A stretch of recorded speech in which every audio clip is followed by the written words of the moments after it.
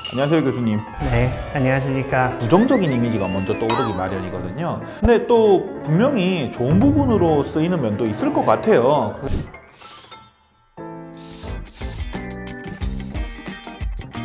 지금 교수님께서는 딥페이크 기술을 더 정교하게 만드는 것을 연구하는 것으로 또 보이는데 맞나요? 네, 맞습니다. 혹시 연구를 하시면서 뭔가 윤리적으로 좀 고민이 되시거나 하는 부분이 있으신가요? 아무래도 좀 고민이 많이 되죠. 딥페이크 관련해서 악용하는 사례들도 너무 많이 나오고 있고 네. 이런 연구들이 계속 진행이 되면서 진입장벽도 더 낮아졌고 더 어린 나이대 아이들도 쉽게 딥페이크에 접근할 수 있는 맞습니다. 상황이 되다 보니까 네. 이런 것들이 참 해결하기 어려운 문제다라고 생각을 하고 있고요. 하지만 그 생성형 AI로 할 수 있는 그리고 저희가 얻을 수 있는 게 워낙 많다 보니까 이게 전 세계적으로 연구의 추세 방향이 돼버렸고 그걸 막기가 사실상 거의 불가능에 가까워진 상황입니다. 그러다 보니까 이 딥페이크 기술과 더불어서 딥페이크 탐지 기술도 비슷한 속도로 같이 올라와 줘야 된다라는 생각을 항상 하고 있습니다. 사실 이제 법조계의 입장에서 봤을 때도 탐지 기술이 결국은 중요하거든요. 법으로 뭔가를 하려면. 그래서 그 부분도 좀 같이 발전이 되는 게 되게 중요할 것 같네요. 또 최근에 이제 언론에도 많이 보도되고 관련 처벌 규정까지 강화될 정도로 딥페이크에 대해서 사회적인 경각심이 굉장히 많이 올라가고 있습니다. 딥페이크라고 하면 아무래도 부정적인 이미지가 먼저 떠오르기 마련이거든요. 기술을 연구하시는 입장에서 이 딥페이크가 너무 안 좋은 쪽으로만 흘러가는 게 속상하거나 그런 건 있지 않으신가요? 근데 저는 오히려 생각했을 때 그런 부각되는 면이 필요하다고 생각을 합니다. 누군가 브레이크는 걸어줘야 되는 거고 지금 워낙 생성형 AI 발전 속도가 빠르기 때문에 네. 그걸 계속 고민을 하고 정책적이든 기술적이든 보완할 수 있는 거에 대한 자각을 할 필요가 있다고 생각을 합니다. 근데 또 분명히 좋은 부분으로 쓰이는 면도 있을 것 같아요. 교수님께서 보신 어떤 딥페이크의 긍정적인 사례나 뭐 프로젝트 같은 건 어떤 게 있었나요? 당연히 이런 생성형 AI든 딥페이크든 긍정적인 사례가 굉장히 많이 있고요. 네.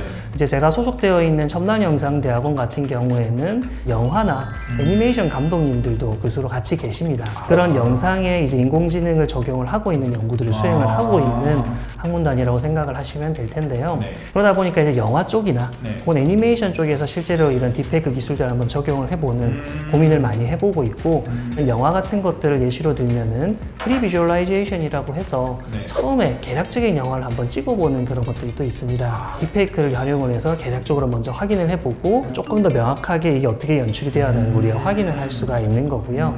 그 외에도 뭐 영화를 보통 촬영을 하고 나서 네. 후처리를 많이 진행을 하게 될 네. 텐데 후처리 과정에서 뭔가 마음에 들지 않는 혹은 배우의 얼굴을 갑자기 좀 바꿔야 되는 네. 상황이 펼쳐졌을 때 저런 것들을 적용을 함으로써 좀 비용적인 면을 많이 줄일 수도 있고요. 거기에 더해서 대학원 레벨에서 촬영하는 영화들은 네. SF 같은 거대물을 좀 찍기가 힘듭니다. 네. 그런 것들을 이런 딥페이크 알고리즘을 활용을 하면은 소규모의 어떤 장소보다는 좀 더 넓은 규모가 큰 영화들을 비교적 저예산으로 촬영을 할 수 있는 사례도 있습니다. 이 CG 처리 같은 거는 AI로 처리할 수 있는 부분이 되게 많긴 하겠네요. 정확합니다. 네. 제가 이제 또 형사 변호사다 보니 궁금한 거는 수사기관 쪽이나 이런 데서도 이 관련해서 굉장히 관심이 많을 것 같거든요. 대표적으로 언론에서는 성범죄 관련해서 때리고 있지만 사실은 사칭 관련된 문제도 무시할 수가 없거든요. 제 생각에는. 혹시 그런 부분 관련해서 혹시 알고 계시는 게 있는지. 말씀하신 것처럼 많은 사건이 있어 놓으니까 네. 특히나 딥보이스 관련돼서는 흔하게 요즘 문제가 발생을 하고 있는 상황이고 이미지 관련해서도 동영상을 보냈는데 실제로 그 사람이 아닌 영상임에도 불구하고 네.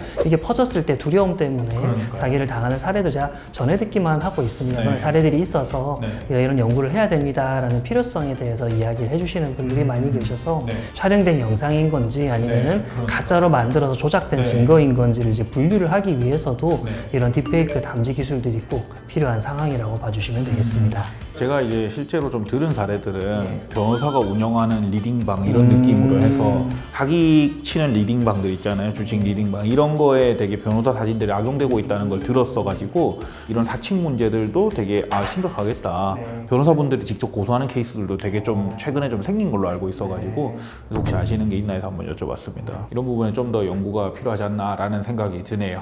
오늘은 딥페이크 기술과 관련해서 최전선에서 연구하고 계신 중앙대학교 첨단영상대학원 최종원 교수님을 모시고 말씀을 들어봤습니다. 어느 방향으로든 사회적으로 많은 영향을 미칠 기술이라고 생각이 되는데요. 교수님이 생각하시기에 딥페이크 기술이 앞으로 앞으로는 어떤 식으로 흘러가게 될 것 같나요? 이제 딥페이크 기술에서 생성형 AI가 만들어내는 그 이미지나 이런 것들 퀄리티는 상당한 수준에 올라왔습니다. 이제 그걸 실제로 어떻게 쓸 것이냐에 대한 이제 문제가 계속 네. 나오고 있는 상황이고요. 네. 사실은 생성형 AI를 만드시는 분들은 당연하게도 네. AI 전공자이기 때문에 실제 적용되는 사이트에서 뭐가 필요한지를 잘 모릅니다. 네. 무엇이 중요하고 무엇이 덜 중요하고 오히려 이런 것들은 다른 걸로 대체를 하는 편이 좋다라는 서로 다른 요인들이 존재하게 될 텐데요. 네. 이제 그래서 사실은 이제 생성형 AI가 더 접근하기도 좋고 워낙 기술이 많이 올라온 상황이기 때문에 네. 각각에 있는 전문가들이 오히려 생성형 AI를 한번 써보고 그 AI가 좀 더 어떤 방식으로 개선이 되어야 될 건가라는 것이 특정화되어서 좀 더 발전을 하게 될 거라고 저는 생각을 하고 있습니다. 오늘 교수님 덕분에 몰랐던 사실들도 많이 알게 됐는데요. 마무리하면서 마지막으로 하시고 싶은 말씀 있으시면 한번 해주세요. 최근에 말씀드렸던 것처럼 생성형 AI가 급속도로 발전을 하고 있고 사실은 일주일 뒤에 기술이 어떤 게 나올지도 저조차도 이제 따라가기가 버거울 정도로 빠른 속도로 발전을 하고 있습니다. 이런 기술들이 뭐 분명히 저희 생활 전반에 긍정적인 영향을 미치고 있지만은 이제 오늘 이야기했던 대로 이런 딥페이크 범죄에서도 악용된 사례가 너무 많기 때문에 이 기술들이 균형 있게 발전을 해야 되고 지금 학계나 관련된 종사자들이 이런 문제를 해결을 하기 위해서 많은 노력을 하고 있다는 점만 알아주시면 좋을 것 같습니다. 이렇게 딥페이크와 관련한 이야기를 마치고요. 다음 영상에서는 좀 더 가벼운 주제로 이야기를 나눠보겠습니다. 감사합니다. 손변이었습니다.